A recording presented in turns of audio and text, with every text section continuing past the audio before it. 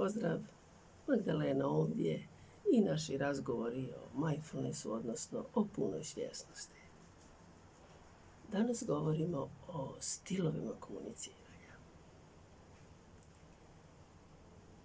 Kad se nađemo u nekakvoj izazovnoj situaciji, recimo u sukobu, tada se može dogoditi da budemo agresivni, napadamo i zauzmemo onaj stav, ja sam u pravu, ti nisi, ja sam ok, ti nisi. I glavna strategija je napad. Može se dogoditi da budemo pasivni, da se povlačimo, odustajemo i zauzmemo onaj stav, ti si u pravu, ja nisam, ti si ok, ja nisam ok. Koliko god se u našem iskustvu takva ponašanja pojavljuju i svako od nas ima situacija u kojima je suknuo agresivno ili se naprosto povukao, no pokazalo se ako to prevladava, ako je to nekakav stil komuniciranja koji je dominantan u našim komunikacijama, da to na dugi rok ne rješava naše izazove, niti gradi naše odnose. Najdjelotvorniji stil komuniciranja u takvim situacijama je asertivnost i danas ćemo pokazati kako trening pune svjesnosti pomaže da njegujemo taj stil ponašanja.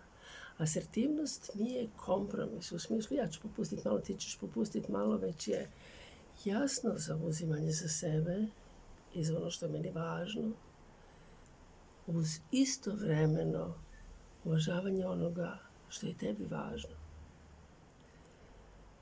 I to se doista može naučiti i trenirati, a trening pune svjesnosti jako pomaže da u tome budemo sve bolji. Dakle, evo kako. Uspijem li kroz trening pune svjesnosti naučiti kako doći u kontakt s onim što se u meni događa, baš onda kad se događa, kako biti s neugodom na taj samosuosjećajni, prijateljski način prema sebi samoj, to me zapravo dovodi u to neko mjesto sabranosti u kojem mogu svjesno odlučiti kako ću se ponašati. I prvi korak u treniranju asertivnosti je iskazivanje razumijevanja. Dakle, ako sam u dobrom kontaktu sa sobom, mogu se nositi sa neugodom, osvijestim tijelo, osvijestim, recimo ja često u takvim situacijama, ako stojim, osvijestim dodir tavana s tlom, to me onako daje jedan osjećaj uzemljenosti i stabilnosti, osvijestim gdje u tijelu imam neugodu ako sam ljuta, dišem u to.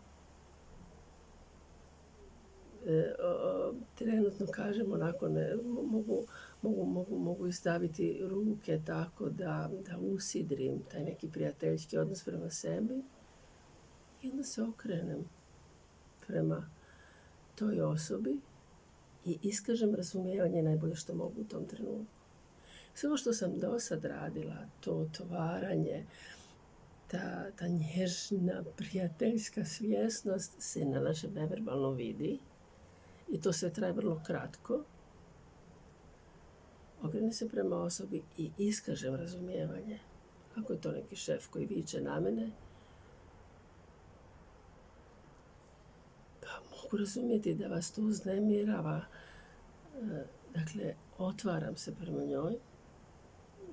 Mi smo jako osjetljivi na te neverbalne znakove koje drugi ljudi prema nama iskazuju i kad se na našem neverbalnom vidi to otvaranje i ta dobra namjera i pružanje ruke, drugi ljudi to prepoznaju i već tu u odnosu činimo veliku razliku.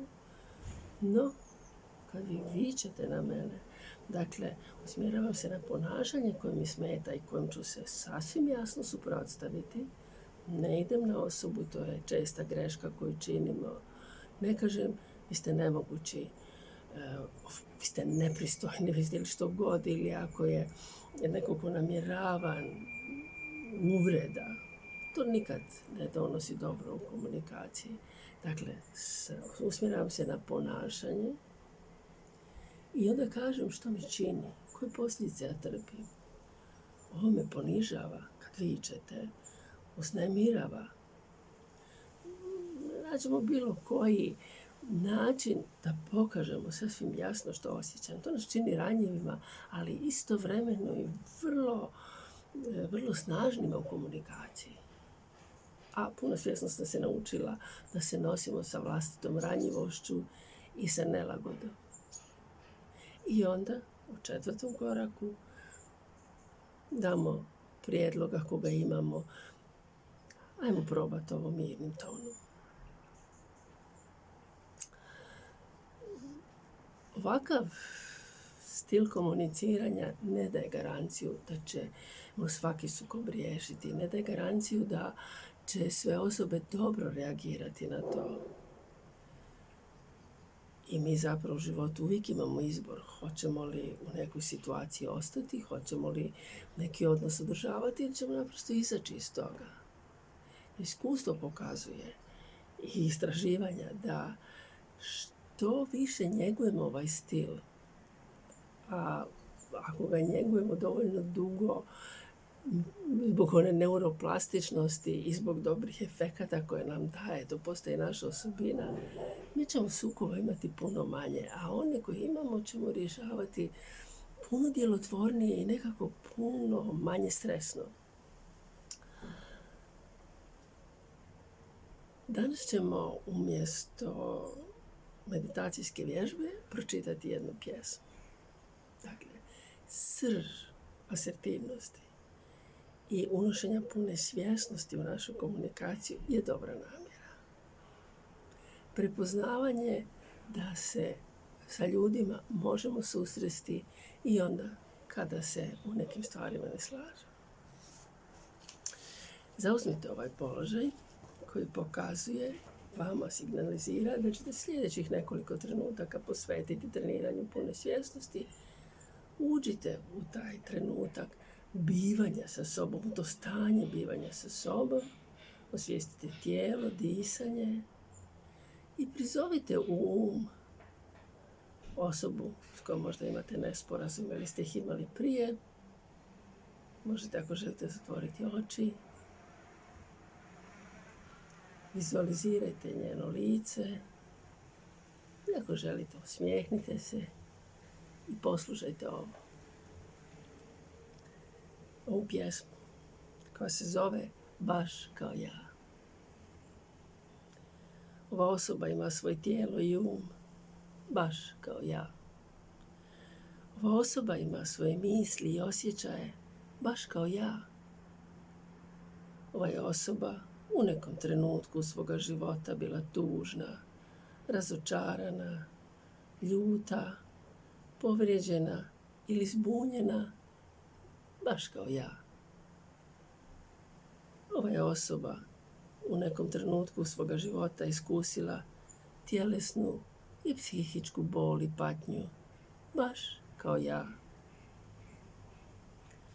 Ova osoba želi živjeti bez boli i patnje, baš kao ja. Ova osoba želi biti zdrava i voljena, imati skladne odnose s drugima, baš kao ja. Ova osoba, baš kao i ja, želi biti sretna.